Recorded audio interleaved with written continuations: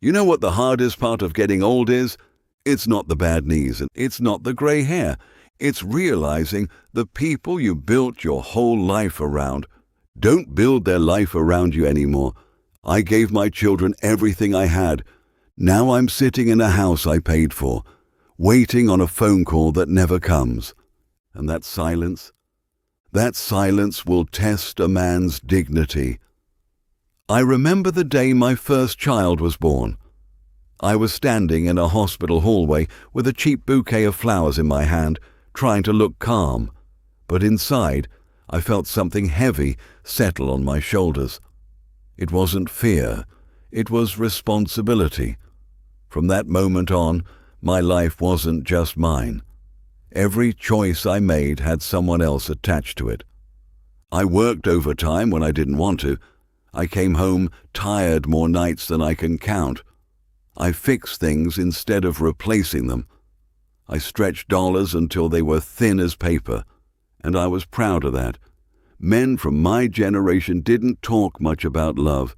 We showed it. We showed it by staying, by paying the bills, by putting food on the table, by not walking away when things got hard. I stood in freezing bleachers, watching games that lasted longer than my patience. I clapped at school concerts where the music didn't always hit the right notes. I missed fishing trips with my buddies. I missed sleep, but I didn't miss showing up. That was my job. That was my role. Provider, protector, the steady one. And then something happens that nobody prepares you for. They grow up. That's the goal, right? You raise them to stand on their own 2 feet. You teach them to think for themselves. You push them out of the nest so they can fly. And when they do, you feel proud. You really do. But pride and loss live closer together than people admit. One day the house is loud, doors slamming, music playing, arguments over who left dishes in the sink. Then, slowly, without ceremony, the noise fades.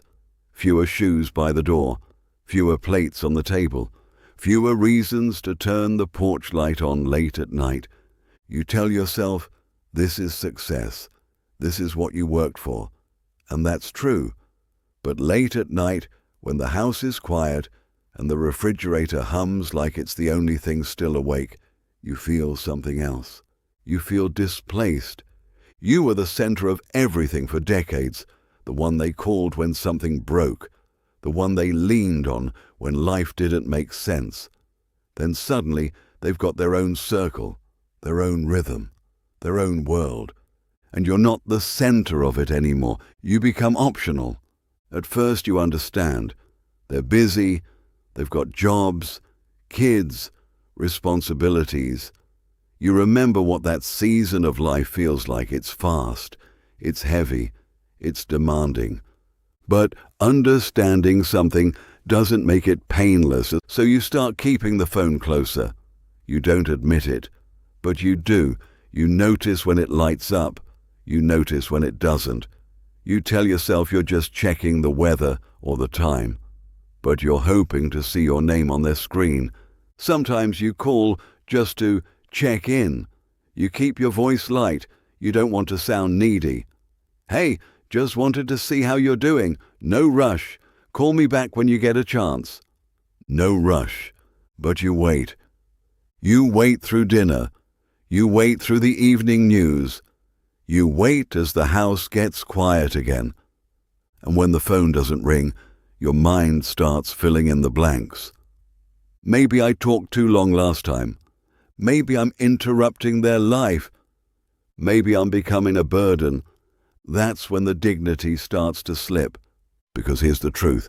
When you chase people for attention, even your own children, you slowly start shrinking yourself. You edit your stories so they're shorter. You cut your advice in half. You try not to sound old. You try not to take up space. And that's dangerous. You spend your whole life carrying weight, solving problems, standing firm when storms hit. Now you're tiptoeing around your own existence, hoping not to bother anyone. One night I walked past the hallway mirror and stopped. I looked at myself longer than usual. The man staring back at me wasn't weak. He wasn't broken. But he looked paused, like he was waiting for permission. That shook me. I didn't work 4 decades. I didn't raise children. I didn't sacrifice sleep and comfort just to end my life waiting for a ringtone. So I made a quiet decision. I stopped calling first. No announcement, no anger, no dramatic message. I just gave space. The first week felt strange. My hand would drift toward the phone out of habit. Sunday would roll around and I'd think, this is when I usually call. But I didn't. The second week was quieter than I expected, and my mind tried to panic. What if they think you're upset? What if something's wrong? What if they forget you completely? That's the real fear, isn't it? Not being unloved, being forgotten. But fear loses power when you don't feed it. So instead of reaching outward, I turned inward. I cleaned out the garage, not because it needed it, because I needed it. I built a small workbench, nothing fancy, just solid wood and steady hands. I started making things again. Shelves, a small table, a birdhouse that probably won't last through winter, but that's all right. I joined a breakfast group at the local diner, a bunch of old men who complain about politics and cholesterol, but laugh like they're still 30. I started walking in the mornings instead of sitting in that chair staring at the driveway. I cooked real meals again. Steak on a cast iron pan, fresh vegetables. I stopped eating like a man who was just passing time and started eating like a man who still had time left. Something changed when I stopped measuring my worth by the phone. I wasn't sitting by the window anymore. I wasn't rehearsing conversations in my head. I wasn't calculating how long it had been since I last heard their voice. Afternoon, the phone rang. I didn't jump for it. I didn't rush. I looked at it calmly before answering. It was my daughter. "Dad, you okay? Haven't heard from you." I smiled, not because she was worried, but because the call wasn't coming from pressure. It was coming from curiosity. We talked, and I didn't stretch the conversation. I didn't overperform. I didn't try to squeeze every ounce of validation from it. When it was time to go, I said, "I've got to run. I've got plans." There was a pause. "You busy?" "Yeah," I said. "I am." And for the first time in a long time, I felt equal. Now let me be honest with you. Sometimes they don't call. Sometimes weeks turn into months. Holidays feel thinner than they used to, and that can sting. But here's what I've learned. You can't force anyone to see your value. You can't beg someone into loving you the way you want to be loved. And you can't build your final years around waiting for someone else to show up. You did your job. You showed up. You sacrificed. You stayed when it was hard. You built something solid enough for them to stand on their own. That's not failure. That's success. Just because they don't lean on you anymore doesn't mean you've lost your worth. It just means your role changed. And if you don't redefine yourself, you'll reduce yourself. Don't do that. Don't shrink. Don't beg. Don't sit by the phone like your entire identity depends on it lighting up. Find something that makes you curious again. Learn something new. Travel somewhere small but different. Fix something with your hands.